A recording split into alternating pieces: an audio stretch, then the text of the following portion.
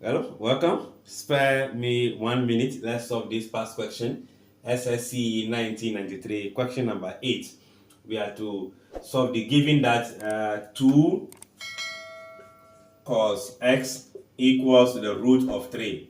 We are solving for x in the range from 0 to 90 degrees. Remember, in solving this kind of equation, you isolate your variable away from any other constant. So I divide through by 2. So here I have the cos of x equals to the root of what? 30 divided by 2. Since we are looking for x, x now will be equals to the cos inverse of the root of 3 over what? 2. And if you do that on the calculator, let's see what that will give us. And that will be giving us 30 degree. Now the range from 30, we have a lot of values we can get. But remember, cos is positive in the first quadrant, which is the acute angle, and in the fourth quadrant, which is between 270 and 360.